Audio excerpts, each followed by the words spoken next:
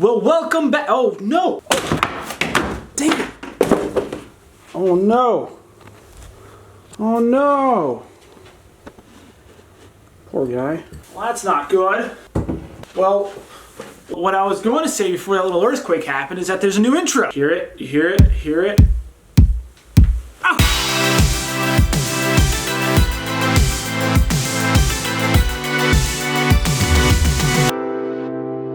Welcome back, everybody, to yet another Recipe Wednesday, where we make one recipe on a Wednesday. My name is Patrick Erskine, and I feel like everyone knows at least one person having a birthday right about this time of year. And if you're going to these birthday parties, you realize that there's one thing missing, and that is the birthday cake. Not like your box birthday cake, like a proper birthday cake, like something that people would put in the middle of the table and be proud of. Now it's kind of something that people hide away and just shove after the dinner. This cake scarcity is no one's fault, really. I think it's really the people who are supposed to be teaching everyone how to make cakes. They're not teaching it the right way, because it's not as simple as following a recipe. There's the art of cake making is much more complex than just following a step-by-step recipe. So on today's Recipe Wednesday, I'm gonna be putting the birthday cake back into your repertoire of cooking dishes, so we can take all of Betty Crocker and throw that away and bring the birthday cake back here today. And so, let's get cooking.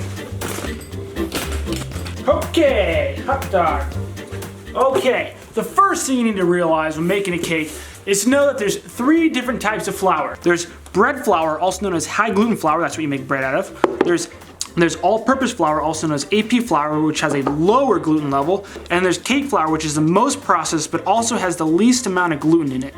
So if you're trying to make a cake and you want it to come out fluffy, you don't use bread flour. That's probably why all the cakes are turning out all dense. So what we're gonna use for today is a mixture of cake flour, because it's really soft and makes really good product, and then all-purpose flour. You mix them together, you get the softness of the cake flour and the structure of the AP flour, but not too much structure. Now we know that, let's make a cake. First step, okay. So I find with baking, if you measure everything out ahead of time, it makes it so much easier where you can just focus on mixing the ingredients. So now we're going to mix our ingredients. Get a bowl or a KitchenAid if you got one. So when mixing this cake all together, we're gonna do it in steps, and there's a reason for that. You can't just put everything in there and hope for the texture to come out. The flavor might be right, but the texture won't come out right. For the first thing we add, because we're gonna do this in layers, the first thing is 3 eggs. And then add 2 1/4 cups of sugar, and then mix this up and get it all incorporated. So then we're gonna slowly add in 1 1/4 cups of an unflavored oil. Canola oil, grapeseed oil, they all work great, just no flavor. You're gonna slowly drizzle that in.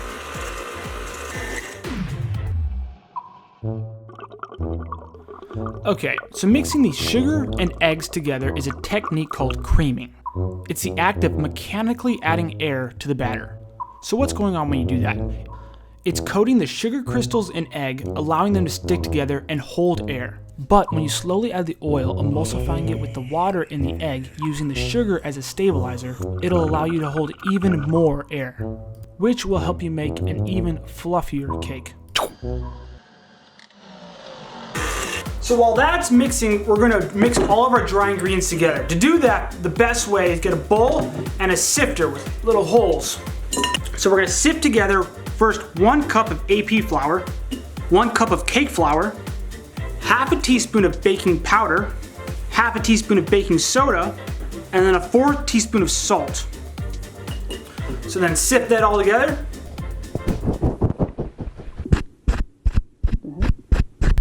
How'd you get in there? We have our eggs, sugar, and oil in here, and we have all of our dry ingredients in here. All we have left is our milk and vanilla extract. Before I add the flour and milk, I'm gonna add 1 teaspoon of vanilla extract.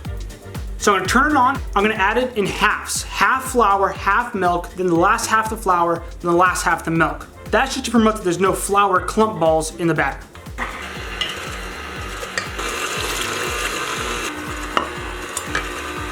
So if you take a look at this, it's actually pretty watery.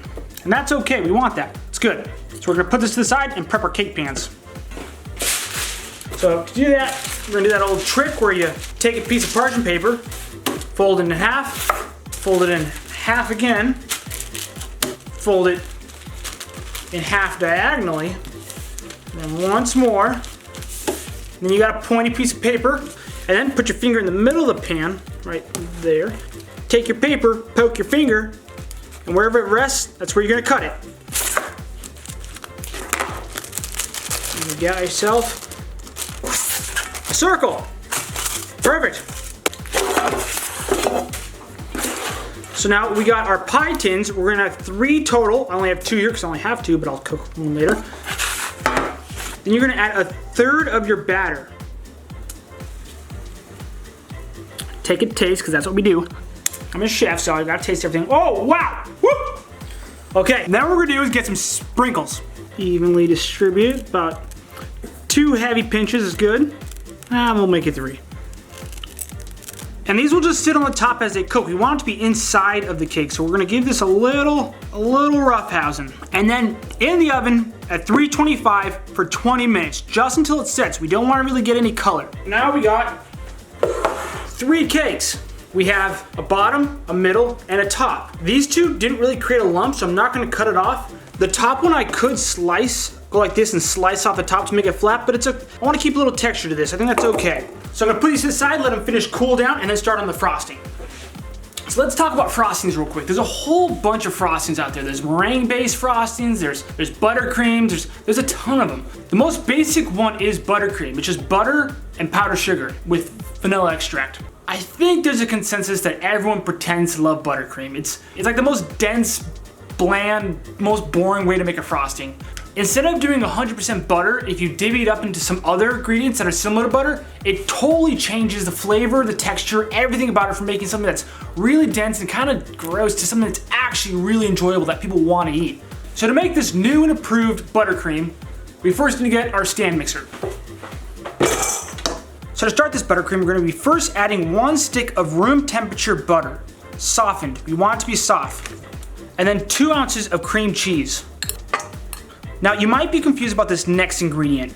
It's gonna be 1/4 cup of shortening. Shortening adds a texture to the frosting that you really can't replicate without putting it in. If you really don't want to use shortening, just do half butter, half cream cheese. I'll leave a recipe down below if you really hate shortening. I find this small amount really changes the frosting and makes it really delicious. So add 1/4 cup shortening. We'll give that a quick mix. Now this is where we add our vanilla extract and powdered sugar. Powdered sugar just by itself can become crystally and grainy. So to keep that from happening, we're gonna add 2 tablespoons of Karo syrup. And then for flavor, 1 tablespoon of vanilla extract. Mix that up real quick. Now we're gonna add our powdered sugar, 1/4 cup of powdered sugar. Now this is a little secret that you can do. If you find that your frosting is not as fluffy as you'd like it, you can add like just a tad bit of baking soda to this, and it kind of artificially leavens up the frosting, making it just a little more fluffy, which is kind of cool. So add half teaspoon of baking soda and give that a mix. Slowly, it'll, if you don't.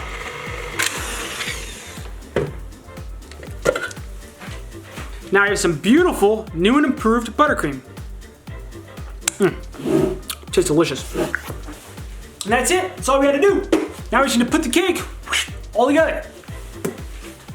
I like to build the cake on the underside of a cake pan. It helps. Build this in layers, but first make sure you take off that little wax piece of paper that was on the bottom. The base, a little dollop, spread it around, a little bit of sprinkles, 1 more base, and repeat.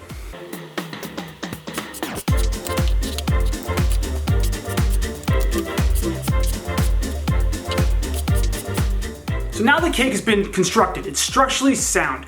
So next step is to decorate it. And there's a million different ways to decorate a cake, but the one thing that's always the case is create a crumb coat, which is just a thin layer of frosting covering all the pieces of the bread, make sure nothing exposed. It's kind of creating like a canvas so you can start your decorations. Put a thin layer of frosting all the way around. So now we have our crumb coat all around the cake. What we could do, apply a lot more frosting to this and get a flat edge, put it along the side, making it look super clean and kind of pristine. It looks like it just came out of a box. I'm not a huge fan of doing that. It kind of feels like it takes the nostalgia, like that feel good, like love out of the cake when it looks too perfect. I kind of like that like rough and tough cakes. So I'm not gonna do that today. So what I'm gonna do is just add a little more frosting to the side and then decorate it. Gently add some sprinkles to the side.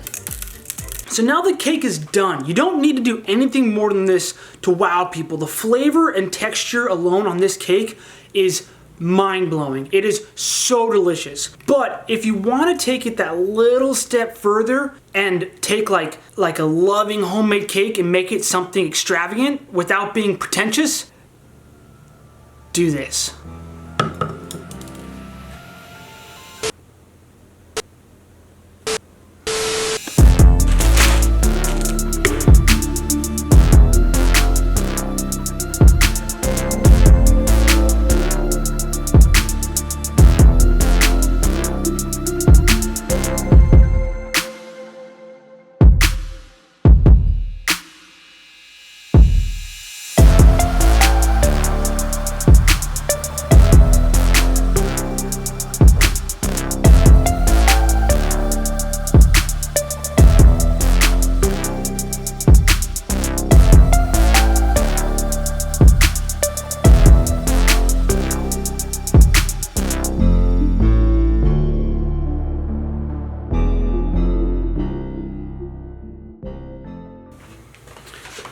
Well, that's the recipe. I don't think on camera I can properly show you how good the texture is on this bread. I think a lot of people put a lot of frosting on cake because the bread part's like the worst part and the frosting is the sweet part and that's what people want to eat.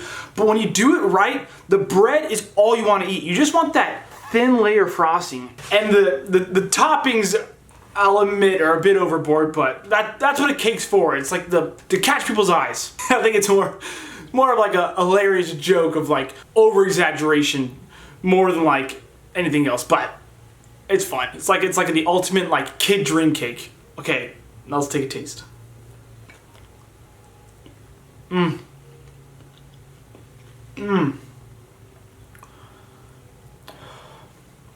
my god. So give me a second. Okay. The flavor on the cake, like the bread part, is so good. It's so good. Oh my gosh. Holy cow. Oh, that's so good. That's so good. I almost just want to make like just a big bread part of this cake and just eat that and just throw away everything else on the top and just eat the bread part. Unreal. So good. The frosting too is really good. The texture, it's really light. It's just that right amount of like hint of like sweetness and like smoothness that it adds to the bread part that a cake needs. But it's not like overpowering butter nasty sweetness. It's just like a beautiful balance. It's so good. Oh my gosh. Okay, I'm gonna get a million people asking me to make cakes now. Oh no. Okay.